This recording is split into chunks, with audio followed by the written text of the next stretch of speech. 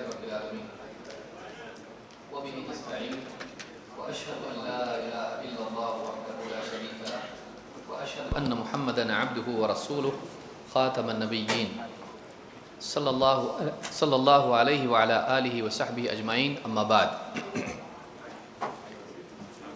پچھلی مجلس میں فتنوں کے اعتبار سے ہم نے دیکھا کہ کن کن شکلوں میں ہمارے لیے آزمائش اور گمراہی کے لغزش کے اسباب ہیں۔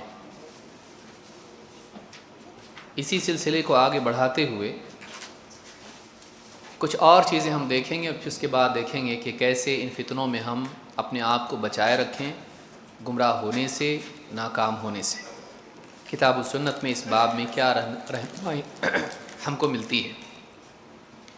چھٹی چیز جو ایک بہت بڑا فتنہ ہے وہ عہدے اور مقام کی طلب ہے۔ دنیا میں مقام مل جائے، سماج میں مقام مل جائے، کوئی عہدہ مل جائے، سیاسی اعتبار سے، سماجی اعتبار سے، چاہے مسجد کا معاملہ ہو، مدرسوں کا معاملہ ہو، جماعتوں کا معاملہ ہو، اس اعتبار سے انسان چاہتا ہے کہ میرے پاس کوئی نہ کوئی پوزیشن آ جائے، میرے پاس کوئی عہدہ آ جائے، میرا نام ہو، لوگوں کے درمیان میرا ایک مقام ہو، سرداری مجھ کو مل جائے۔ ایک بہت بڑا فتنہ ہے جس کے لیے انسان بہت ساری غلط حرکتیں کرتا ہے، اپنے دین کو، اپنے ایمان کو برباد کرتا ہے۔ اللہ کے نبی صلی اللہ علیہ وسلم فرماتے ہیں ما ذئبان جائعان ارسلا فی غنم بافسد لها من حرص المرء علی المال والشرف لدینہ۔ دو بھوکے بھیڑیے اگر کسی چوپایوں کے ریوڑ میں چھوڑ دیے جائیں تو اتنا نقصان نہیں پہنچاتے جتنا دو چیزیں آدمی کے دین کو نقصان پہنچاتی ہیں، مال اور مقام کی یا شرف کی حرص۔ دو چیزیں آدمی کے دین کو زیادہ نقصان پہنچاتی ہیں، دو بھوکے بھیڑیوں سے بھی زیادہ، اور یہ نقصان ریوڑ کو نہیں بلکہ آدمی کے دین کو ہوتا ہے۔ اور وہ دو چیزیں ہیں، آپ نے فرمایا من حرص المرء علی المال والشرف، آدمی کا مال کی حرص کرنا اور شرف کی حرص کرنا۔ مال کے بارے میں آپ دیکھ چکے ہیں، اس مال کی وجہ سے آدمی اپنی دینداری کو برباد کرتا ہے، عبادات اور حلال و حرام کے معاملے میں، بلکہ اور بھی معاملات میں بربادی اور گمراہی اور نقصان کا شکار ہوتا ہے۔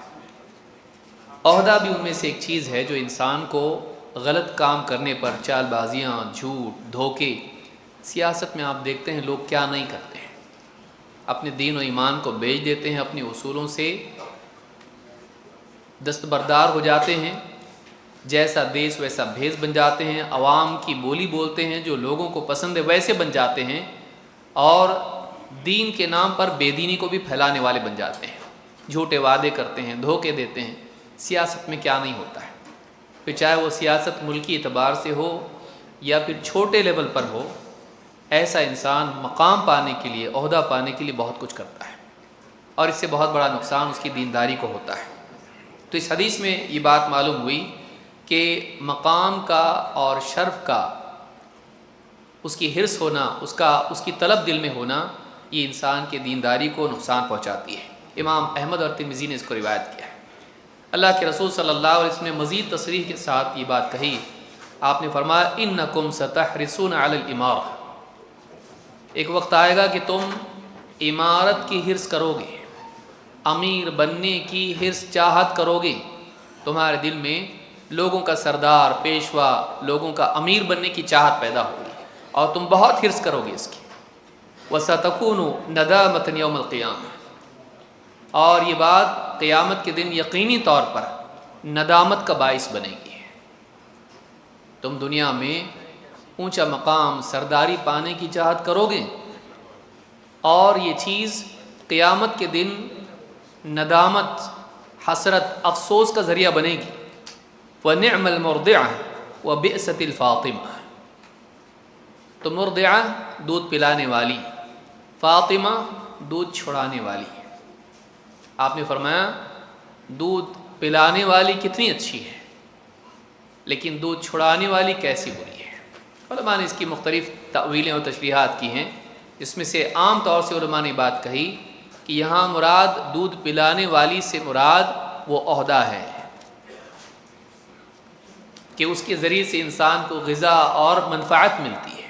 جیسے بچے کو دودھ پینے سے قوت ملتی ہے، ویسے ہی عہدہ ملنے کے بعد دنیوی اعتبار سے انسان کو قوت اور اسی طرح سے منفعت نصیب ہوتی ہے۔ ایک آدمی کے پاس عہدہ آ جاتا ہے، بہت سارے کام آسان ہو جاتے ہیں۔ سیاست میں آدمی آ جاتا ہے یا کسی اعتبار سے عہدے پر آ جاتا ہے، اس کے پاس ایک قسم کا پاور آتا ہے اور بہت ساری پہنچ اس کی بڑھ جاتی ہے، تو یہ کتنا اچھا ہے۔ لیکن آپ نے بتایا وہ بئست الفاطمہ کہ دودھ چھڑانے والی کیسی بری ہے، یعنی یہ عہدہ ملنے کے بعد فائدہ جتنا چاہے اٹھا لو، لیکن ایک وقت آنے والا ہے کہ تم کو موت آئے گی، اور یہ جو بچہ ہوتا ہے دودھ پیتے پیتے سیر ہونے سے پہلے اس کو چھڑا لیا جائے تو اس کو اچھا نہیں لگتا ہے۔ موت ایسی ہی کرتی ہے، آدمی دنیا میں کچھ پا لیتا ہے اور پوری طرح سے اس کو انجوائے کرنے سے پہلے وہ چھوٹ جاتا ہے، موت آ جاتی ہے اور وہ یہ سب چھوڑ کے دنیا سے چلا جاتا ہے۔ قیامت کے دن یہ چیز اس کے لیے ندامت کا ذریعہ بنتی ہے۔ اب حساب دینا ہے، تم نے اپنے مقام سے جو فائدہ اٹھایا، اپنی ذات کے لیے اٹھایا یا اپنے منصب کے اعتبار سے اپنی ذمہ داری نبھانے کے اعتبار سے تم نے کام کیا۔ کلکم راع وکلکم مسئول عن رعیتہ، تم میں سے ہر ایک نگراں ہے، سرپرست ہے، چرواہا ہے، اس سے اس کے ماتحتوں کے بارے میں پوچھا جائے گا، اس کی ذمہ داریوں کے بارے میں سوال ہوگا۔ تو عہدہ لذت کے اعتبار سے تو بہت اچھا ہوتا ہے، لیکن دنیا سے بعض اوقات موت اس کو ہٹا لیتی ہے اور عہدہ ختم، کوئی مقام نہیں۔ جو لباس سب کا وہ لباس پہنا کر دفن کیا جاتا ہے اسی زمین میں جس میں سارے عام لوگ بھی دفن ہیں، بادشاہ بھی اسی میں، اب سب برابر اسی مٹی میں اسی سے نکلا ہے اور اسی میں اس کو واپس دفن کر دیا گیا۔ اب کچھ نہیں، اب کوئی تمیز نہیں، کوئی امتیاز نہیں، سب برابر ہے قبرستان میں۔ اور کبھی یہ عہدہ دنیا میں بھی چھن جاتا ہے، وقتی طور پر ملتا ہے، آدمی مزے کر لیتا ہے، بلکہ بعض اوقات ظلم بھی کرتا ہے، اور پھر جب وہ چھن جاتا ہے تو عہدہ چھننے کے بعد اس کی کوئی حیثیت نہیں رہتی ہے اور پھر تکلیف ہوتی ہے۔ محرومی دنیا میں بھی بعض اوقات برداشت کرنی پڑتی ہے۔ کتنے بادشاہوں کا حال، کتنے سیاسی لیڈروں کا حال آپ نے دیکھا ہوگا کہ پاور جب تھا دندناتے پھرتے تھے، جو چاہے کرتے تھے، اور جب پاور نہیں رہا تو ان کی کوئی حیثیت نہیں رہی، بلکہ بہت ذلت کا سامنا ان کو کرنا پڑا۔ اس سے بڑی ذلت آخرت میں ہے۔ تو عہدوں کی طلب کرنا یہ اسلام میں بری چیز مانی گئی ہے۔ آدمی نہیں چاہے کہ مجھ کو کوئی مقام ملے، کوئی عہدہ ملے۔ یہ برا دور ہے جس میں عہدے کو شرف کے طور پر دیکھا جاتا ہے، سلف میں عہدے کو ذمہ داری کے طور پر دیکھا جاتا تھا۔ اس لیے آج عہدہ ملنے پر آدمی الحمدللہ کہتا ہے، سلف انا للہ و انا الیہ راجعون کہتے تھے۔ عمر بن عبدالعزیز رحمہ اللہ کے بارے میں ہے کہ جب ان کو امیر المؤمنین بنایا گیا تو جو پہلے کلمات ان کی زبان سے نکلے وہ انا للہ و انا الیہ راجعون تھا، زبردستی بنا دیا گیا ان کو، کیونکہ وہ لوگ یہ دیکھتے تھے کہ ذمہ داری بہت مشکل ہے اور محاسبہ پکڑ بہت زیادہ ہو سکتی ہے، کہیں بھی غفلت کمزوری رہی تو پکڑ ہوگی، اس لیے وہ بھاگتے تھے اس سے۔ لیکن آج اس کو اتنا مزین کر دیا گیا ہے کیونکہ اس کے پیچھے دنیوی فوائد، دنیوی منفعتیں اس کے ساتھ جڑی ہوتی ہیں، لہٰذا آدمی کسی طرح سے چال بازیاں کر کے، جھوٹے وعدے کر کے، دھوکے دے کر، مال خرچ کر کے، لالچ دے کر، رشوت دے کر، جو چاہے کرے اس کو پانے کی کوشش کرتا ہے۔ قیامت کے دن معلوم ہوگا کہ بہت بڑی بھاری ذمہ داری تھی اور آدمی نہیں نبھا پایا، قیامت کے دن بہت زیادہ ذلت ہوگی۔ تو عہدہ بھی بہت بڑا فتنہ ہے، اور اس کے پانے کے لیے جو کچھ دنیا میں ہوتا ہے، ہم کسی سے یہ چھپی ہوئی چیز نہیں ہے، چاہے وہ کسی بھی اعتبار سے عہدہ ہو۔ جو حدیث میں نے ذکر کی، امام البخاری نے اس کو روایت کیا ہے۔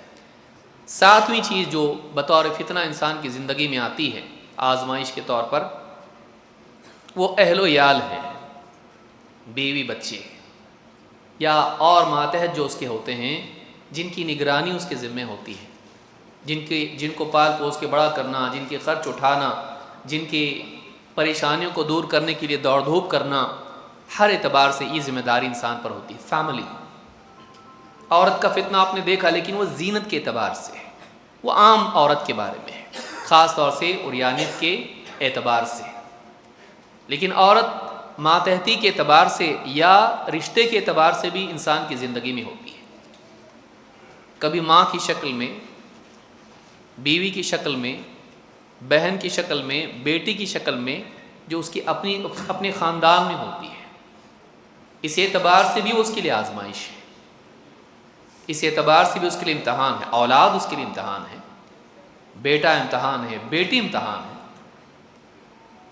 ماضی میں آپ دیکھیے بیٹیوں کو زندہ دفن کیا جاتا تھا سماجی ذلت سے بچنے کے لیے. بیٹوں کو بھی قتل کیا جاتا تھا فقر و فاقے سے بچنے کے لیے، اس کے خوف کی وجہ سے. ان تقتل ولدک ان خشیت ان تأکل معک، کہ تو اپنی اولاد کو قتل کرے اس ڈر سے کہ وہ تیرے ساتھ کھائے گا. تو اولاد بھی ایک فتنہ ہے، چاہے وہ زندہ رہے یا نہ رہے، ہر اعتبار سے انسان کے لیے اولاد فتنہ ہوتی ہے، آزمائش ہوتی ہے. بری چیز نہیں ہے، وہ امتحان ہے. وہ بہت ہی ولنریبل پوزیشن میں آ جاتا ہے دونوں کے معاملے میں، بیوی بچوں کے اعتبار سے ہو یا ماں باپ بھائی بہن کے اعتبار سے، عورت کے اعتبار سے، فیملی کے اعتبار سے. اللہ تعالیٰ قرآن کریم میں فرماتا ہے انما اموالکم و اولادکم فتنہ واللہ عندہ اجر عظیم. یقیناً تمہارے مال اور تمہاری اولاد فتنہ ہے، آزمائش ہے، لغزش کی جگہ ہے. تم سے یہاں بھول چوک غلطیاں ہو سکتی ہیں، تم غلط جا سکتے ہو اس کے معاملے میں. مال اور اولاد فتنہ ہے اور اللہ کے پاس اجر عظیم ہے. ان کے پیچھے پڑھ کے آخرت کے اجر کو ضائع مت کرو. اسی طرح سے اللہ کے نبی صلی اللہ علیہ وسلم فرماتے ہیں ان فی مال الرجل فتنہ وفی زوجتہ فتنہ وولدہ. آدمی کے مال میں آزمائش ہے، اس کا امتحان ہے، اس کی بیوی میں اس کا امتحان ہے، اس کے بچوں میں اس کا امتحان ہے. مال میں، بیوی میں اور بچوں میں امتحان ہے، اس کا ٹیسٹ ہے اس کے لیے. وہ ایک رسپانسبلٹی ہے جس کے بارے میں سوال ہونے والا ہے، اور اس رسپانسبلٹی کو، اس ذمہ داری کو اگر صحیح طور پر نہ نبھائے انسان دنیا میں اور آخرت میں ناکام ہوگا. اور اس کو نبھاتے نبھاتے غلطی کے امکانات بہت زیادہ ہیں کہ آدمی اس ذمہ داری کو اتنی اہمیت دے کہ اللہ کی طرف سے دیے ہوئے دین کی ذمہ داری کو وہ پس پش ڈال دے. یہ ہو سکتا ہے. بیوی بچوں کا اس کے سر پر اتنا زیادہ ڈر سوار ہو کہ ان کے لیے مجھ کو بہت کچھ کرنا ہے، مرنے کے بعد بیوی کو اچھے حال میں چھوڑنا ہے، زندگی میں اولاد کو اپنے پاؤں پہ کھڑا کرنا ہے، بچی کا نکاح کرنا ہے. یہ ساری فکریں اپنی جگہ ٹھیک ہیں، لیکن بعض اوقات یہ ذہن پر اتنی غالب ہو جاتی ہیں کہ انسان اپنے مالک حقیقی کو بھول جاتا ہے، اللہ کو بھول جاتا ہے. اللہ نے بھی تو کچھ ذمہ داری ڈالی ہے، ان کی ذمہ داری ہے، اللہ کی نہیں ہے کیا؟ ان کا معاملہ بہت اہم ہے، اللہ کا معاملہ نہیں ہے. سب سے پہلے قبر میں بیوی بچوں کے بارے میں پوچھا جائے گا، من ربک، تیرا رب کون؟ رب کے بارے میں تیری ذمہ داری تو نے یاد رکھی. بعض اوقات ان کی وجہ سے وہ عبادات کو برباد کر دیتا ہے. ان کو خوشحال چھوڑنے کے چکر میں وہ اپنی آخرت کی خوشحالی کو برباد کر دیتا ہے، بلکہ ان کو بھی دیندار نہیں بناتا ہے. ان کو بھی دنیا میں کامیاب کرنے کے چکر میں اتنا لگا رہتا ہے کہ وہ دیندار نہیں بن پاتے ہیں، اور یہ بے دین مر جاتا ہے اور وہ بھی بے دین بن کے اس کی بے دینی اور اس کی ہلاکت میں اور اضافے کا ذریعہ بن جاتے ہیں. آخرت میں اور بڑا وبال اس کے سامنے آتا ہے. جو اس نے نہیں کیے گناہ اولاد کرتی ہے، تربیت نہ کرنے کی وجہ سے بلکہ غلط تربیت کی وجہ سے ان کا وبال بھی اس پر آتا ہے. آزمائش، بیوی بچے. اللہ کے نبی صلی اللہ علیہ وسلم فرماتے ان الولد مبخلۃ مجبنۃ، اور ایک روایت میں ہے مجہلۃ محزنۃ. 4 باتیں یہاں ذکر کی ہیں. اولاد کیسی ہوتی، خاص کر کے بیٹا، بیٹی بھی. آپ نے فرمایا اولاد بخل میں ڈالنے والی، کنجوسی کروانے والی ہوتی ہے. مجبنۃ بزدلی لانے والی، بزدل بنا دینے والی ہوتی ہے. مجہلۃ جہالت میں مبتلا رکھنے والی یا جہالت کی حرکتیں کرنے والی، کرانے والی ہوتی ہے. یا اسی طرح سے محزنۃ غمگین کرنے والی ہوتی ہے. 4 باتیں بیان کی ہیں. اور آپ معاشرے میں دیکھیں اولاد کی وجہ سے آدمی کنجوسی کرتا ہے، کریئر بنانا ہے بیٹے کا، خیر کے راستوں میں خرچ نہیں کرتا ہے، جبکہ بہت سارے اہم معاملات ہوتے ہیں جہاں اس کو کرنا چاہیے، نہیں کرتا ہے۔ کئی حقوق رشتہ داروں کے ہوتے ہیں، سب برباد کر دیتا ہے۔ بعض اوقات تو زکوٰۃ بھی نہیں دیتا ہے، زکوٰۃ واجب ہونے کے باوجود نہیں دیتا ہے، نہیں بھائی یہ بھی کام تو ہے۔ اولاد کے لیے کنجوسی کرتا ہے، اسی طرح سے بزدل ہو جاتا ہے، اولاد کی وجہ اللہ کی راہ میں نہیں جاتا، اولاد کی محبت میں۔ یا آپ دیکھیے کتنے بیٹی کے باپ بزدل ہو جاتے ہیں نکاح کے وقت میں، لڑکے والے کہہ رہے ہیں کہ آپ کی بیٹی کو ہمارے بیٹے کے ساتھ، تھوڑا پڑھا لکھا ہے نا بہت، اور پوری کمپنی کے لوگ ملنے آنے والے ہیں، تو تھوڑا سٹیج لگے گا اور بچی تھوڑی بیٹھی رہے شوہر کے ساتھ میں، فوٹو سیشن ہوگا، سب کچھ ہوگا، باس کے ساتھ بھی بات چیت کرنی پڑے گی، آپ کی بیٹی کو بیٹھنا پڑے گا۔ زندگی بھر پردہ کی بچی، پال پوس کے بڑا کیا ہے، پردے میں پلی ہے، لیکن چونکہ بڑے گھر میں رشتہ کرنا تھا، مرنے کے بعد خوشحال رہے، کھاتی پیتی رہے، تو اب ایسے گھر میں دیا ہے جو دیندار نہیں ہے، اور بچی سے کہا بیٹا تم جاؤ گی نا وہاں دیندار بنانا ان لوگوں کو، بڑے مشن پر بھیج رہے ہیں تجھ کو۔ اب پوری چیزیں ایڈجسٹ کرنی پڑتی ہے، لڑکے والے ناراض ہوں گے، لڑکے والوں کی ڈیمانڈ ہے میوزک بجے گی، ہلکی بجے گی جیسے ہوٹلوں میں بجتی ہے کھانے کے وقت میں، والیوم زیادہ نہیں ہوگی، بس بیک گراؤنڈ میں چلتا رہے گا، تھوڑا لوگوں کا موڈ بنتا ہے نا، میوزک چلے گی، ناچ گانا ہوگا، فوٹو سیشن ہوگا، سارے، بلکہ بعض گاؤں دیہات وغیرہ میں دیکھیے ناچ گانے سب کچھ ہوں گے، ایسا ہوگا۔ اب چونکہ گھرانہ بہت مالدار ہے، سرداری والا ہے، پہنچ ان کی اچھی سیاست میں، باپ سب کچھ بیٹی کی وجہ سے ایڈجسٹ کر لیتا ہے، بزدل بن جاتا ہے، نہیں بولتا ہے حرام ہے، غلط ہے، ہم کو نہیں چلتا ہے، ہم نہیں مانتے اس کو۔ مولوی صاحب سے پوچھتا نکاح طے ہو گیا ہے، اب اگر کچھ بول دوں گا تو رشتہ ٹوٹ جائے گا، بے عزتی ہوگی، تو مجبوراً چل جائے گا کہ مولوی صاحب کہتے اب آپ کود ہی گئے پہاڑ سے، تو اب اس کے بعد واپس پکڑ کیسے لائیں آپ کو؟ کودنے کے بعد آپ فون کر کے پوچھ رہے پہاڑ سے کہ اب بچنے کی سبیل ہے؟ اب دیکھیے اللہ تعالیٰ آپ کو فاتقوا اللہ ما استطعتم کو فتویٰ دیتے ہیں علماء، بس اسی کو اجازت بنا کے اپنے دل کو جھوٹی تسکین دیتا ہے۔ پوچھ لیا، انہوں نے کہا کہ ٹھیک ہے گنجائش ہے، اگر بہت بڑا نقصان ہے تو چل جائے گا، خاموش رہیے، بچی کی زندگی خراب ہوگی۔ بزدل بنا دیتی ہے اولاد، بہت ساری غلط باتوں کو آدمی برداشت کر لیتا ہے۔ بیٹا کمانے والا ہے، لڑکیوں کو گھر پر لے کر آتا ہے، آفس کی کام کرنے والی پارٹنر ہے، بزنس میں پارٹنر ہے، ساری خرافات ہے، دیکھ رہا ہے لیکن بولتا نہیں ہے، کیونکہ کچھ بننے والا ہے، یہ میں ریٹائر ہو جاؤں گا تو مجھ کو یہ پالے گا، اس کی ساری غلط باتوں کو ایڈجسٹ کر لیتا ہے، بزدلی۔ بعض اوقات بچیوں کی بے پردگی کو برداشت کر لیتا ہے، بزدل ہو جاتا ہے، دیوس ہو جاتا ہے۔ مجبنۃ مجہلۃ، دینی دروس میں نہیں آتا ہے، صبح کا درس رکھا ہوا ہے، بہت اہم درس ہے، توحید پر ہے، اس کو ٹھیک سے معلوم بھی نہیں، توحید احکام معلوم نہیں، وہ کیا ہے ہمارے بیٹے کو ذرا اسکول چھوڑنے جانا پڑتا ہے نا، تو میں نہیں آ سکتا ہے، شام میں تھوڑا سا کام ہوتا ہے، ہوم ورک کرانا ہوتا ہے ہمارے بچوں کا، تو میں نہیں آ سکتا ہے۔ دینی اعتبار سے اولاد کے لیے اوور ٹائم کر رہا ہوں میں، کیونکہ تھوڑا گھر کے خرچ بڑھ گئے نا، بچے کے کریئر کی وجہ سے، ایجوکیشن کی وجہ سے، گھر کی ذمہ داریوں کی وجہ سے، تو اوور ٹائم کر رہا ہوں، وہاں وقت دے سکتا ہے، دینی مجالس میں نہیں آئے گا۔ یہاں اوور ٹائم کا تصور چھوڑیے، یا واقعی آنا، تھوڑا موڑا آنا بھی مشکل ہے، وہاں اوور ٹائم کر رہا ہے، دینی مجالس میں نہیں آئے گا۔ وہی تو باتیں نا سب سنی ہوئی ہیں، تو وہی تو پیسہ ہے، وہی تو کھانا ہے، وہی تو لباس ہے، کیا ہے نیا؟ اس کے لیے کیوں تو اتنا کر رہا ہے؟ ایک لباس 2 لباس میں نہیں چلتا ہے، 50 لباس کیوں چاہیے تجھ کو؟ 2 گھر لے رکھے ہیں، اتنے سارے لباس ہے، اتنی ساری گاڑیاں، پھر بھی لالچ ہے، دوڑ رہا ہے، گھر والے خوشحال رہیں، دنیا میں آخرت میں بھی، کیونکہ دنیا ذہن پر سوار ہوتی ہے، آدمی جہالت پر قناعت کر لیتا ہے، بعض اوقات غسل کے مسائل بھی نہیں معلوم ہوتے ہیں،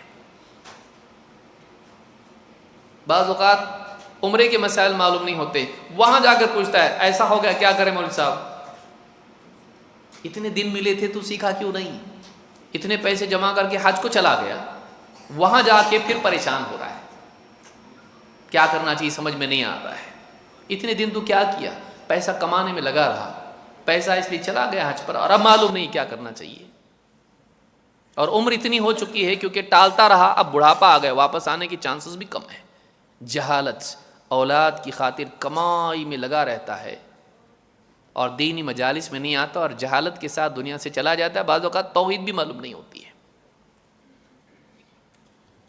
جہالت کی حرکتیں بعض اوقات کرتا ہے خود، علم و عمل کے اعتبار سے جہالت عملی بھی ہوتی ہے۔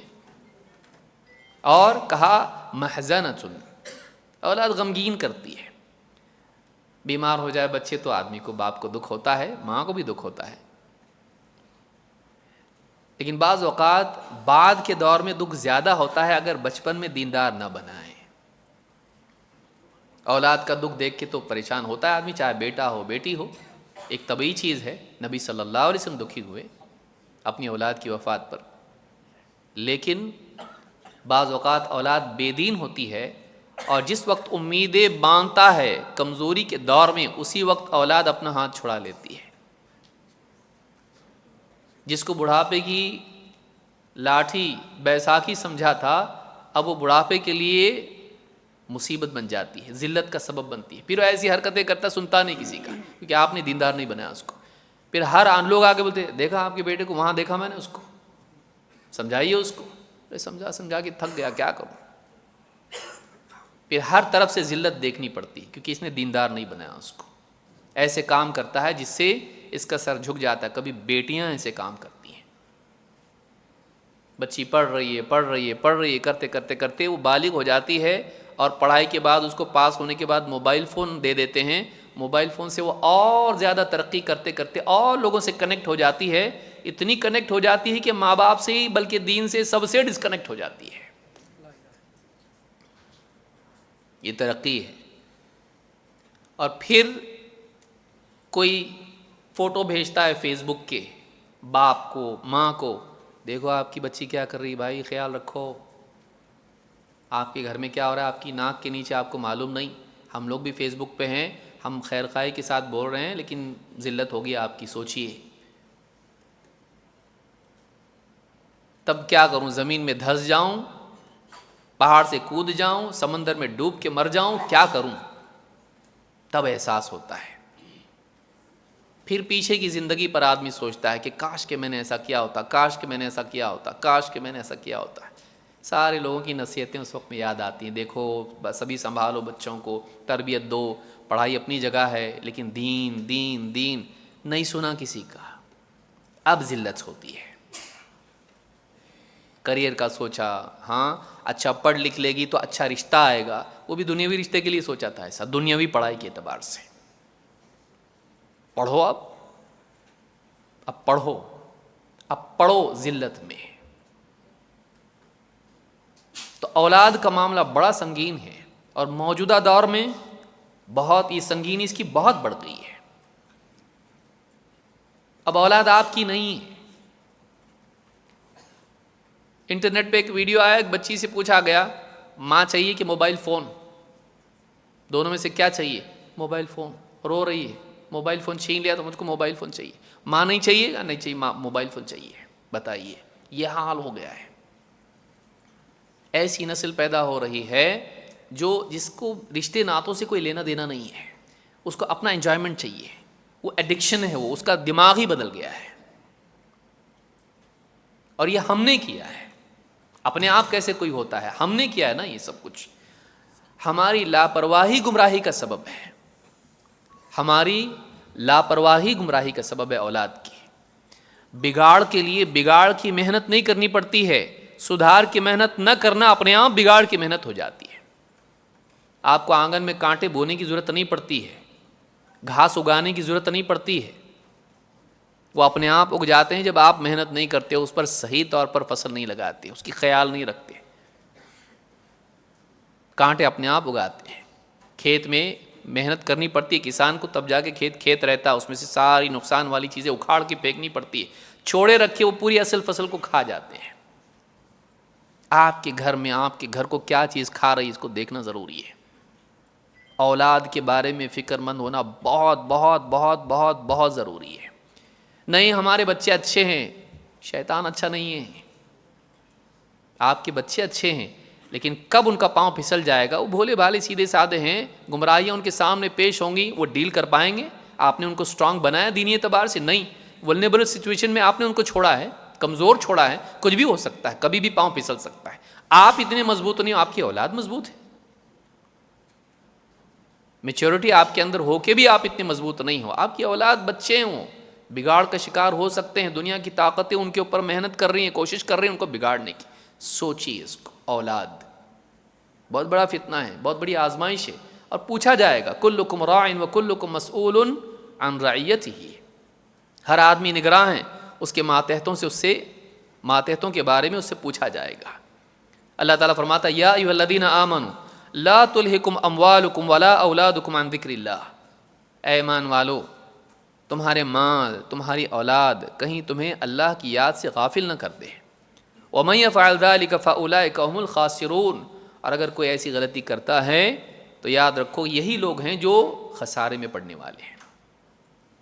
مال اولاد کے چکر میں، اولاد کی خاطر مال کی طلب میں لگے رہ کے اللہ کو بھول کے، اللہ کی یاد، اللہ کی عبادات، اللہ کے احکام کو برباد کر دیا، دینداری کو پس پش ڈال دیا، بس مال مال مال تاکہ میری فیملی اچھے حال میں رہے میرے بعد۔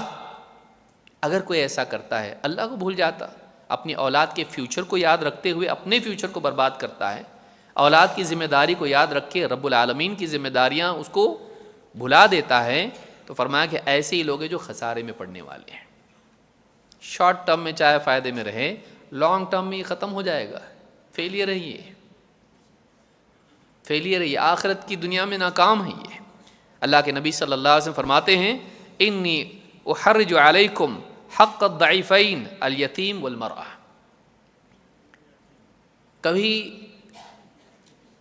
عورت کا باب اس اعتبار سے کہ فتنہ ہے، عورت کی خاطر آدمی بہت کچھ کرتا ہے، بیوی کی چاہتیں پوری کرنے میں کیا نہیں کرتا ہے۔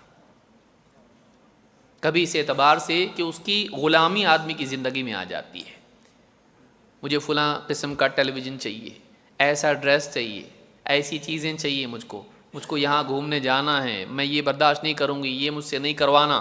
اوکے ٹھیک ہے، اس کی خوشی کے لیے آدمی بعض اوقات غلط باتیں بھی برداشت کر لیتا ہے۔ کبھی الٹا ہوتا ہے، کبھی عورت کی کمزوری انسان کے لیے فتنہ بنتی ہے، بیوی ہو یا اور دوسری عورتیں اس کی زندگی میں، ماں کمزور ہے، بدتمیزی ماں سے کرے گا، کیا بگاڑ لے گی ماں؟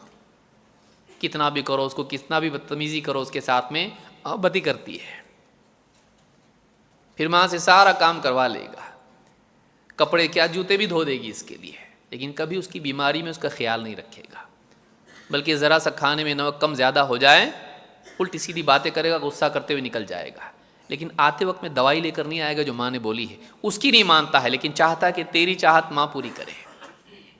کمزور ہے، کچھ نہیں کر سکتی، چھوڑ کے نہیں جا سکتی گھر، قیدی ہے اس گھر میں۔ بیوی کا بعض اوقات یہی حال ہوتا ہے، کمزور ہے، غریب گھر سے آپ بہت احسان کر کے اس کو لے کر آئے اور نکاح کر کے، اب بیچاری وہ سوچتی ہے کہ طلاق ہو جائے گا تو ماں باپ پال بھی نہیں سکتے مجھ کو، بھائی میری فکر کرنے والے نہیں، وہ خود غریب ہیں، محتاج ہیں، اپنی زندگی میں جوجھ رہے ہیں، میں کیوں واپس جاؤں، کسی طرح پڑے رہو یہاں پر، ساری بدسلوکیاں برداشت کرو، اور اس کو بھی معلوم ہوتا ہے کہاں جائے گی یہ، کیا کر لے گی، کچھ نہیں کر سکتی ہے، ظلم و زیادتی کرتا ہے، انسلٹ کرتا ہے، بدتمیزی اس کے ساتھ کرتا ہے، مار پیٹ بھی کرتا ہے۔ کبھی بہنوں کے اعتبار سے ہوتا ہے، ان کا حق کھا جاتا ہے جائیداد میں، باپ کے مرنے کے بعد آ گئی بہن، میرا حصہ، کہتے شادی نہیں کی تمہاری، اسی میں سارا خرچہ ہو گیا، ہال کا پیسہ، بینڈ کا پیسہ، سب کچھ گیا، ختم، وہی تمہارا تھا، اسی کو حصہ سمجھو، قصہ ختم، حصہ بھی ختم۔ بدسلوکی کرتا ہے، ان کا حق کھا جاتا ہے، ان کے ساتھ ظلم و زیادتی کرتا ہے۔ بیٹی کے معاملے میں بعض اوقات تو بیٹی کا معاملہ اتنا بھیانک ہو جاتا ہے کہ ماں کے پیٹ میں اس کو مار ڈالا جاتا ہے. وہ لوگ دفن کرتے تھے لے جا کر ریگستان میں. آج جدید ٹیکنالوجی نے ریگستان میں کہاں دفن کرتے ہو بھائی؟ پیٹ میں ہی کر دو، پیٹ میں ہی کر دو. باہر آ کے پھر اتنا چھوڑ دو، اس کو اندر ہی ڈال دو، اندر ہی مار ڈالو اس کو. ابارشنس. اور ملکوں میں مہمیں چلتی ہیں، مغربی ملکوں میں ہمارا حق ہے ہم ابارشن کریں. مسلمان بھی بولتا نہیں، تو اجازت تو ہونا چاہیے اس کی. عورت کا حق ہے. مسلمان عورتیں بعض اوقات اس بات کو ماننے لگ جاتی ہیں کہ ہماری بھی تو کوئی چاہت ہونی چاہیے نا، ہم چاہیں تو کیوں ہم اس کو ابارشن نہیں کر سکتے ہیں، ہمارے لیے بڑی تکلیف ہے، پریشانی ہے. بلا شبہ عورت کی حالت کو بھی مرد کو دیکھنا چاہیے، لیکن یہ نہیں کہ بچہ بن گیا پیٹ کے اندر اس کے بعد میں آپ سوچ رہے ہیں اس کو رکھیں کہ نہیں رکھیں. اس میں روح بھی آ گئی ہے. ایک بیٹی کے بعد دوسری آ گئی تو سمجھ لیجئے قیامت آ گئی ہے، اور دوسری کے بعد تیسری اگر آ گئی تو عورت تو منحوسی ہے سمجھ لو. اس کی بنیاد پر اس کے ساتھ سماج میں کیا ہوتا ہے، ساس اس کے ساتھ کیسا سلوک کرتی ہے. گویا کہ اسی کے ہاتھ میں تھا کہ اندر سیٹنگ کر کے بنا لے بیٹی، اس کے ساتھ سماج میں کیسا سلوک ہو. 3 بیٹیاں اس کی، بڑی منحوس عورت ہے. یہ سارے ظلم اس کو برداشت کرنے پڑتے اس لیے کہ میرا معاملہ بڑا، میں ان کے لیے ایسٹ نہیں ہوں، میں ان کی لائبلٹی ہو گئی اب. اور اس بچی کے ساتھ میں بھی تفریق ہوتی. بعض اوقات باپ بھی تفریق کرتا ہے، یہ میرا راجہ بیٹا ہے، یہ تو پرائے گھر کا دھن ہے، اس کو تو دوسرے گھر میں جانا ہے، یہ میرے بڑھاپے کی لاٹھی. اس کے ساتھ سارا سلوک اور اس کے ساتھ سارے احسانات اور اس کے ساتھ خصوصی گفٹس اس کو آتے ہیں. بیٹی بعض اوقات اس طرح سے ایموشنل اس کے لیے پریشانیاں ہوتی گھر کے اندر. بھلے مارتا پیٹتا نہیں ہے، لیکن اس کا دل اس کا ٹوٹتا رہتا ہے بار بار. ایسی باتیں کرتا ہے، ایسا سلوک کرتا ہے جس سے اس کو خود محسوس ہوتا ہے کہ میں سیکنڈری ہوں، یہ پرائمری ہے، یہ اصل ہے، میں تو بس زبردستی کی ہوں، ایکسٹرا ہوں، اسٹیفنی کے طور پر ہوں میں. اصل یہ ہے جس پر پہیا چلتا ہے پورے گھر کا. تو یہ جو چیزیں ہیں آپ نے فرمایا میں تمہیں ڈراتا ہوں کہ اس میں حرج ہے، اس میں گناہ ہے، اس گناہ سے ڈراتا ہوں. انی احرج، مجھے ڈر ہے تمہارے بارے میں گناہ کا. کس چیز میں؟ حق الضعیفین، 2 کمزوروں کے باب میں. ایک الیتیم اور دوسرے والمرأہ. یتیم اور عورت، ان دونوں کے بارے میں جو دونوں کمزور ہیں، سماج کے 2 کمزور افراد ہیں، ان کی کمزوری کی بنیاد پر کہیں تم ان پہ ظلم نہ کرو، ان کا حق مارنے والی نہ بن جاؤ. حق جان کا ہوتا ہے، حق مال کا ہوتا ہے، حق عزت کا بھی ہوتا ہے. 3 چیزوں میں آدمی ظلم کرتا ہے، حق مارتا ہے، جان، مال اور عزت. تو یہ بھی ایک بہت بڑا فتنہ یا آزمائش اس کو کہہ لیں، جس میں ہمارا امتحان ہے. اور اللہ کے نبی صلی اللہ علیہ وسلم اپنی بیویوں کے ساتھ، اپنے گھر والوں کے ساتھ کیسے تھے؟ کان رسول اللہ صلی اللہ علیہ وسلم رحیما بالعیال، اپنے گھر والوں کے ساتھ رحیم تھے آپ. بہت محبت کا، شفقت کا، رحم کا سلوک کرنا، ان کے حقوق ادا کرنا، ڈانٹنے کی جگہ پر ڈانٹنا بھی. اگر کوئی بری چیز دیکھیں اصلاح بھی ہونی چاہیے. یہ نہیں کہ ساری خرافات آپ برداشت کرتے چلے جائیں، اتنے نرم ہو جائیں کہ پھر حرام اور غلط اور باطل کو بھی آپ برداشت کرنے لگ جائیں. یہ دیوس ہے، یہ بے غیرت آدمی ہے جو گھر میں منکرات کو دیکھ کے کبھی اس کو نمک کم ہو جائے، چائے میں شکر کم ہو جائے، غصہ آ جاتا ہے، لیکن گھر میں دین کم ہو جائے تو اس کو کوئی فکر نہیں ہے، چلتا ہے. وہاں نہیں کہتا کہ چلتا ہے، اپنی چیزوں میں نہیں کہتا، لیکن اللہ کے معاملات میں برداشت کر لیتا ہے. یہ نہیں. تو یہ بھی یاد رکھنا چاہیے، بہت بڑی چیز ہے جس کو یاد رکھنا ہے. بیوی، بچے، اولاد، یہ اس معاملے میں آدمی کو حساس ہونا چاہیے. نمبر 8 دنیاوی تکلیفیں، یہ بھی آزمائش ہے، اور ایک بہت بڑا باب ہے آزمائش کا. دنیا کی مصیبتیں، چاہے وہ بیماری کی شکل میں آئیں یا فقر و فاقے کی شکل میں آئیں یا اسی طرح سے سماجی شکل میں آئیں، چاہے پھر وہ دینی راہ سے ہوں یا دنیوی راہ سے ہوں، رشتہ داری کے اعتبار سے ہوں یا دعوت دین کے اعتبار سے ہوں، آدمی پر کہیں نہ کہیں سے تکلیفیں دنیا میں آتی ہیں. ان تکلیفوں میں پڑھ کے آدمی بے دین ہوتا ہے یا دین پر جمع رہتا ہے، دین کو چھوڑ دیتا ہے یا صبر کرتا ہے، اللہ سے ناراض ہوتا ہے، شکایت کرتا ہے، یا اللہ کی حمد و ثنا کرتا ہے، برداشت کرتا ہے، اللہ کے فیصلوں پر راضی ہوتا ہے، قناعت کرتا ہے یا حرام میں چلا جاتا ہے، صبر کرتا ہے یا حرام کی طرف چلا جاتا ہے. امتحان ہے اس کا. بیماری پر صبر کر لیتا ہے، حلال جائز علاج میں رہتا ہے، باقی رہتا ہے چاہے تکلیف ہو، یا پھر باباؤں کے پیچھے قبروں کے اوپر چلا جاتا ہے کہ بچے کا علاج ہو جائے کسی طرح سے، سارے ڈاکٹر فیل ہو رہے ہیں، ہاتھ اٹھا دیا چلو درگاہ پہ، امتحان ہے اس کے لیے۔ دنیا کی تکلیفیں چاہے اپنے باب میں ہوں یا اپنے متعلقین کے سلسلے میں ہوں۔ اللہ تعالیٰ قرآن کریم میں فرماتا ہے وَمِنَ النَّاسِ مَن يَعْبُدُ اللَّهَ عَلَى حَرْفٍ، لوگوں میں سے بعض ایسے بھی ہوتے ہیں کہ جو کنارے کنارے رہ کے اللہ کے بندے بنے رہتے ہیں، باؤنڈری والے بندے ہیں۔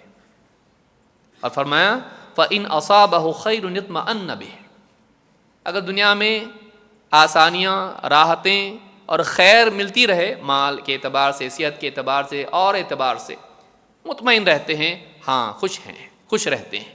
وَإِنْ أَصَابَتْهُ فِتْنَةٌ انقلب عَلَى وَجْهِهِ، لیکن جیسے ان پر آزمائش آتی ہے، مصیبتیں، پریشانیاں، تکلیفیں آتی ہیں، الٹے منہ پھر جاتے ہیں، منہ موڑ کے دین سے پھر جاتے ہیں۔ خسر الدنیا والآخرہ، ایسا شخص دنیا اور آخرت کا گھاٹا مول لیا اس نے، دنیا اور آخرت میں ناکام ہو گیا۔ ذالک هو الخسران المبین، اور یہ کھلا گھاٹا ہے، یہ کھلی ہوئی ناکامی ہے، بربادی ہے، خسارہ ہے یہ۔ بہت سے لوگ عام حالات میں دیندار رہتے ہیں، لیکن مصیبت جب آتی ہے تو ان کے اندر سے ایک دوسرا آدمی نکل آتا ہے، وہ دینداری کا لباس اتار دیتے ہیں، وہ ٹیمپرری تھا، اچھے حالات ہے، اللہ بہت اچھا، ماشاء اللہ، تبارک اللہ، الحمدللہ، کیا ہے، ہر چیزیں اس کی زندگی میں ہوتی ہیں، باتوں میں دین ہوتا ہے، مصیبت میں آدمی پہچانا جاتا ہے کہ اللہ کا بندہ ہے یا اللہ کو چھوڑ کے جاتا ہے، اللہ کا پابند ہے یا آزاد ہے، آخرت والا ہے یا دنیا ہی والا ہے۔ مصیبتیں آتی ہیں، بندہ بنا رہتا ہے، سب کچھ کرتا ہے، مصیبت آنے کے بعد میں آدمی دین سے دور ہو جاتا ہے۔ ملے گا دنیا تو گھر پہ لکھ دے گا ھذا من فضل ربی، لیکن مصیبت آئی تو اللہ کی شکایت کرنے لگا، اللہ کیوں کر رہا میرے ساتھ، ایسا معلوم نہیں، نماز پڑھتا ہوں، سب کچھ کرتا ہوں، کیا فائدہ اتنا کر کے، گویا کہ یہ اجرت کے طور پر تو کر رہا تھا، اس کو جاب تھا جس کے بدلے میں دنیا میں تجھ کو دینا ہے اللہ نے کچھ۔ اللہ اپنا ہمارا مالک ہے، وہ جو چاہے کرے، بندہ اس پر راضی رہے، لیکن لوگ ایسا نہیں ہوتے، بعض لوگ ایسے نہیں ہوتے ہیں، ان کو دنیا ملتی رہے، آسانیاں، آسائشیں ملتی رہیں، راحت ملتی رہے، صحت مند رہیں، اللہ کے بندے ہیں، مصیبتیں آنے لگیں تو اللہ کو چھوڑ دیتے ہیں، سب سے پہلے اللہ کو چھوڑتے ہیں۔ جاب نہیں مل رہا، غصے میں آیا، کیا کیا، سب سے پہلے داڑھی کاٹ دی، سب سے پہلے کیا کر دیا، غصے میں آ کے آدمی پہلے دین کو چھوڑ دیتا، جا کے شراب پی لے گا، کچھ نہ کچھ، ایسی جگہ جائے گا جہاں نہیں جانا چاہیے۔ کس پہ غصہ نکال رہا ہے، تو دنیا کی پریشانیوں کا، دین پر۔ کس سے دور ہونا چاہ، اب تو تجھ کو زیادہ ضرورت ہے اللہ کی، نماز چھوڑ دیتا ہے، کیا فائدہ نماز پڑھ کے، کچھ بھی نہیں مل رہا ہے، اتنا سوچا، قرآن میں بتایا گیا رزق، کہاں جا رہا ہوں، لیکن جاب ہی نہیں مل رہا ہے، چھوڑ دیا نماز۔ بعض اوقات آدمی پورا اپنا غصہ مصیبتوں کا دین پر نکالتا ہے، مصیبت کے وقت میں دین سے دور ہونا ڈبل مصیبت ہے، کہ اللہ کے سوا کوئی مصیبت کو دور نہیں کر سکتا۔ وَإِن يَمْسَسْكَ اللَّهُ بِضُرٍّ فَلَا كَاشِفَ لَهُ إِلَّا هُوَ، اگر اللہ تعالیٰ تجھے کسی مصیبت میں مبتلا کر دے، اللہ کے سوا کوئی ہے ہی نہیں جو اس کو دور کرے۔ تو کیا سمجھتا ہے دور ہو جائے گی دین چھوڑنے سے؟ دین چھوڑنے سے تو نے مصیبت دور کرنے کے سبب کو بھی چھوڑ دیا، اب تو اور زیادہ تو پریشان ہوگا، دنیا کا بھی نقصان، آخرت کا بھی نقصان۔ خسر الدنیا والآخرہ، دنیا اور آخرت دونوں کا خسارہ۔ تو یہ بے دینی جو ہے، یہ یعنی مصیبتوں میں آدمی بے دین ہو جاتا ہے۔ بعض اوقات بیماریوں کی وجہ سے ہوتا ہے، ڈاکٹروں کے پاس علاج کر رہا ہے، سب کچھ کر رہا ہے، لیکن اس کے بعد کیا ہو رہا ہے، علاج نہیں ہو رہا، تو کہا جاتا ہے درگاہوں پر، رشتہ دار بتاتے ہیں بھئی یہ بھی ٹرائی کرو ذرا، بابا کے پاس چلو، بڑے انتریامی ہیں، تیرا مسئلہ دیکھتے تجھ کو بتا دیں گے کیا ہے، چل، تیرے اوپر کچھ ہوا ہے، جادو ہوا ہے تیرے اوپر، چل بابا، نکال دیں گے اس کو، تو کچھ مت بول، تو جا کے بیٹھ، صرف وہ برابر بتائیں گے۔ اور بابا بھی سائیکولوجیکل ٹرینڈ ہوتا ہے، اس کو سب معلوم ہوتا ہے کہ کیسے بات کرنا ہے پریشان حال سے، کیونکہ سب کی پریشانی عموماً سملر ہوتی ہے، تو سب کا اچھا سوچتا ہے لیکن تیرا کوئی نہیں سوچتا، ہر آدمی کو ایسے ہی لگتا ہے بھائی. تو کسی کا برا نہیں کرتا ہے, تیرا دل صاف ہے, غصے میں آ کے بولتا ہے, لیکن لوگ پھر تیرے دشمن بن جاتے ہیں. ہر آدمی اسی سوچتا ہے. جنرل باتیں ہوتی ہیں جو ہر آدمی پہ فٹ ہوتی ہیں. اس کو لگتا ہے بابا کو سب معلوم ہے. اور تھوڑی تعریف آدمی کی ہو جائے تو آدمی, کسی کو اگر بیوقوف بنانا ہے تھوڑی سی تعریف کر دو اس کی, بیوقوف بن جاتا ہے. ایسے بابا ہوتے ہیں اور دھوکے میں آ جاتا ہے, بے دین ہو جاتا ہے. یہ بہت بڑی چیز کو یاد رکھنا چاہیے. مصیبتوں میں اللہ کو نہیں چھوڑنا, دین کو نہیں چھوڑنا. یہی ہمارے لیے نجات کا ذریعہ ہے. ہم اللہ کو تھامے رکھیں, اللہ کے دین کو تھامے رکھیں, اللہ کو نہیں چھوڑیں ہم. ایک اور فتنہ جو آخری دور کے اعتبار سے خاص طور سے آپ نے بتایا, اور شروع سے ہی یہ چیز رہی مسلمانوں کے درمیان, وہ ہے آپسی جنگیں. سیاسی اعتبار سے مسلمانوں کا لڑنا, یا اسی طرح سے فرقے فرقے بنا کر آپس میں ایک دوسرے کی جان کے, مال کے, عزتوں کے دشمن بننا, ایک دوسرے کا قتل کرنا, سول وار یا اس طرح کی جو حالتیں پیدا ہوتی ہیں سیاسی بگاڑ کے دور میں, تو یہ بھی ایک فتنہ ہے. ابو موسیٰ اشعری رضی اللہ عنہ کہتے ہیں, حدثنا رسول اللہ صلی اللہ علیہ وسلم ان بین یدی الساعۃ لحرجا. آپ اللہ کے رسول صلی اللہ علیہ وسلم نے فرمایا قیامت کے قریب حرج ہوگا. قال قلت یا رسول اللہ وما الحرج, میں نے پوچھا اللہ کے رسول یہ حرج کیا چیز ہے؟ قال القتل, آپ نے فرمایا قتل, قتل. فقال بعض المسلمین یا رسول اللہ انا نقتل الآن فی العام الواحد من المشرکین کذا وکذا. بعض صحابہ نے کہا اللہ کے رسول سال بھر میں تو ہم کتنے سارے مشرکین کو قتل کر دیتے ہیں, جنگیں ہوتی ہیں تو ہم تو قتل کرتے رہتے ہیں نا, یہ کیا نئی چیز ہے؟ یہ تو ہو ہی رہا ہے آلریڈی, قتل ابھی بھی تو ہو رہا ہے, ہم کتنے مشرکین کو قتل کرتے ہیں. فقال رسول اللہ صلی اللہ علیہ وسلم لیس بقتل المشرکین, یہ مشرکین کا قتل نہیں, ولیکن یقتل بعضکم بعضا, تم میں سے بعضوں کو قتل کریں گے. مسلمان کو قتل کرے گا. حتی یقتل الرجل جارہ وابن عمہ وذا قرابتہ, یہاں تک کہ نوبت یہاں تک پہنچ جائے گی کہ آدمی اپنے پڑوسی کو قتل کر ڈالے گا جس کا خاص حق ہے اس کے اوپر, بلکہ اپنے چچا زاد بھائی کو قتل کرے گا, یا اپنے دوسرے رشتہ داروں کو خود قتل کرے گا. داعش کے معاملے میں آپ نے دیکھا اپنے رشتہ داروں کو ان لوگوں نے قتل کیا, صرف اس وجہ سے کہ ان کی آئیڈیالوجی کو انہوں نے قبول نہیں کیا. تو کہا کہ آدمی اپنے پڑوسی, اپنے چچا زاد بھائی, بلکہ دوسرے قرابت داروں کو, قریبی لوگوں کو, رشتہ داروں کو قتل کرے گا. فقال بعض القوم یا رسول اللہ ومعنا عقولنا ذلك اليوم, کہ اللہ کے رسول ہمارے پاس عقل ہوگی اس وقت میں, مسلمانوں میں اس وقت میں عقل والے ہوں گے کہ نہیں؟ فقال رسول اللہ صلی اللہ علیہ وسلم لا, نہیں, عقل ہی سے محروم ہو جائیں گے لوگ. تنزع عقول اکثر ذلك الزمان, اکثر لوگوں کی عقلیں اس زمانے میں ضائع ہو جائیں گی, برباد ہو جائیں گی, چھین لی جائیں گی. وَيَحْلُفُ لَهُ هَبَاءٌ مِّنَ النَّاسِ لَا عُقُولَ لَهُ, وَيَخْلُفُ لَهُ هَبَاءٌ مِّنَ النَّاسِ, اور اس کے بعد ایسے لوگ آئیں گے, ان کے ایسے ناخلف پیدا ہوں گے جو ان کے پاس عقلیں ہی نہیں ہوں گی, ایسی حرکتیں کریں گے کہ دیکھنے والا سمجھدار آدمی کا ان کے پاس عقل ہے کہ نہیں, کیا کر رہے لوگ, سوچتے کہ نہیں سوچتے لوگ. ایک دوسرے کا قتل کریں گے, ایک دوسرے کا قتل کریں گے.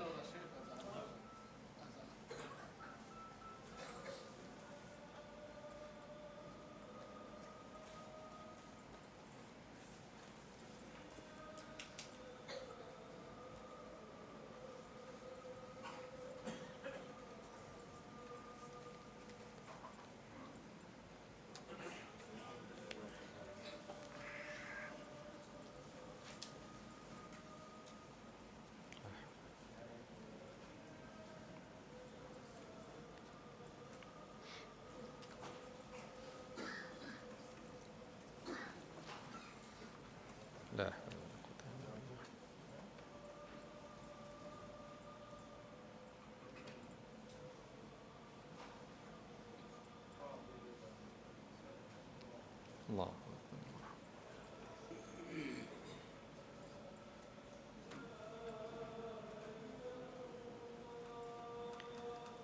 لا الہ الا اللہ. اللهم صل على محمد النبي الأمي. اللهم رب هذه الدعوة التامة والصلاة القائمة آت محمد الوسيلة والفضيلة.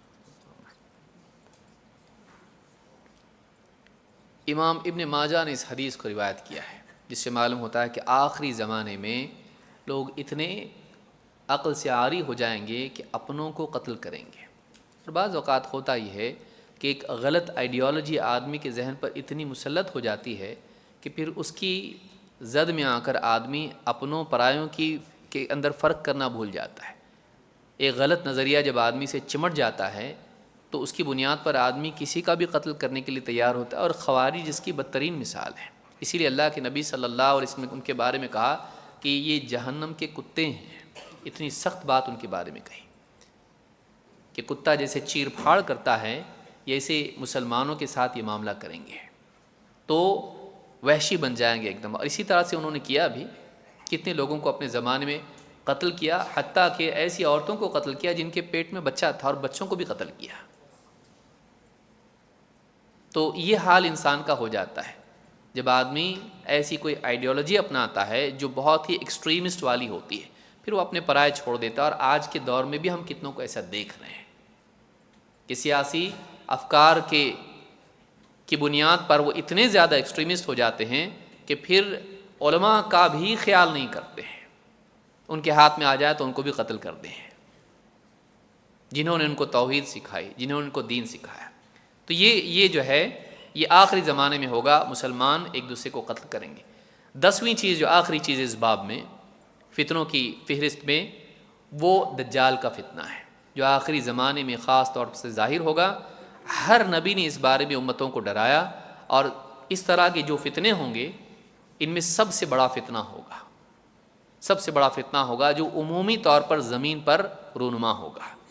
اللہ کے نبی صلی اللہ علیہ وسلم فرماتے ہیں ما كانت فتنة ولا تكون حتى تقوم الساعة اکبر من فتنة الدجال۔ قیامت تک ہونے والے، واقع ہونے والے فتنوں میں کوئی فتنہ نہ پہلے ہوا نہ بعد میں کوئی ایسا فتنہ ہوگا۔ پچھلی امتوں میں کوئی فتنہ ایسا نہیں ہوا، آنے والی فتنوں میں کوئی فتنہ اتنا بھیانک نہیں ہوگا، اتنا ضرر رساں نہیں ہوگا جتنا فتنہ دجال کا فتنہ ہوگا، اس لیے کہ اس کی عمومیت اتنی زیادہ ہوگی اور براہ راست عقیدے کے معاملے میں ہوگا۔ تو یہ بہت بھیانک فتنہ ہوگا، اس کا ضرر بہت زیادہ ہوگا انسانیت کو۔ تو اس اعتبار سے یہ بہت بڑا فتنہ ہوگا۔ امام احمد نے اس کو روایت کیا ہے، اور الفاظ کے فرق کے ساتھ مسلم میں بھی یہ روایت موجود ہے۔ اللہ کے نبی صلی اللہ علیہ وسلم نے فرمایا الدجال اعور العین، اعور العین الیسری، دجال بائیں آنکھ سے کانا ہے، جفال الشعر، گھنے بالوں والا ہوگا، بعض روایتوں میں گھنگریالے بال بھی ہوں گے، معہ جنت و نار، اس کے ساتھ جنت اور جہنم کی آگ ہوگی۔ دنیوی اعتبار سے اس کے پاس باغ بھی ہوگا اور آگ بھی ہوگی۔ فنارہ جنہ وجنتہ نار، لیکن بات یہ ہے کہ اس کی آگ جنت ہوگی، باغ ہوگا، اور اس کا باغ آگ ہوگی۔ جو اپنے دین کو چھوڑ کے اس کے باغ کو اپنائے وہ جہنم کی آگ میں جائے گا، اور اس کی تعذیب کو برداشت کر لے، دین پر باقی رہے، وہ جنت میں جائے گا۔ تو یہ آنے والے دور میں بہت بڑا فتنہ ہوگا، امام مسلم نے اس کو روایت کیا ہے۔ تو یہ سارے فتنوں میں، آخری زمانے میں ظاہر ہونے والے فتنوں میں دجال کا فتنہ بہت بڑا فتنہ ہوگا، جس پر بہت ساری روایتیں، میں نے خاص طور سے روایت اس لیے ذکر کی ہے کہ بعض لوگ ایسے بھی پیدا ہوئے جو یہ کہہ رہے ہیں کہ دجال انسان نہیں ہوگا، وہ سسٹم ہے۔ یہ جہالت ہے، یہ حدیثوں سے ناواقفیت کی وجہ سے آدمی بولتا ہے۔ ایسے کئی فلسفیانہ باتیں کرنے والے پیدا ہوتے ہیں اور یہ باتیں کرتے ہیں۔ دجال سسٹم کا نام نہیں ہے، وہ شخص ہوگا جس کے بالوں کی کیفیت، آنکھوں کی کیفیت اللہ کے نبی صلی اللہ علیہ وسلم نے بیان کی ہے، اور بھی زیادہ حدیثیں بیان کی جا سکتی تھی لیکن تفصیل ہو جائے گی اس میں۔ تو اس حدیث سے معلوم ہوتا ہے کہ وہ ایک شخص ہوگا جس کا قتل عیسیٰ علیہ السلام کریں گے، اور خاص اسی لیے وہ نازل ہوں گے اور اس کو قتل کریں گے باب لد پر۔ تو یہ حدیث ہم کو بتاتی ہے کہ آنے والے دور میں فتنہ دجال کا ہوگا، اور وہ انسان کے ایمان کو خراب کرے گا، اور اس کے لیے اللہ کے نبی صلی اللہ علیہ وسلم نے پہلے ہی اس کے بارے میں مسلمانوں کو خبردار کر دیا۔ اللہ رب العالمین ہم سب کو ان فتنوں کی صحیح معرفت اور واقفیت نصیب فرمائے، اور ان سے بچنے کی توفیق عطا فرمائے۔ میں سمجھتا ہوں اور وقت ہے، عشاء بعد ہے نا، عشاء بعد انشاءاللہ ہم اختصار کے ساتھ میں ان فتنوں میں ہم کیسے اپنے دین کی حفاظت کریں انشاءاللہ کچھ باتیں اس تعلق سے بھی ہم لوگ دیکھیں گے انشاءاللہ۔ اقول ھذا استغفر اللہ لی ولکم۔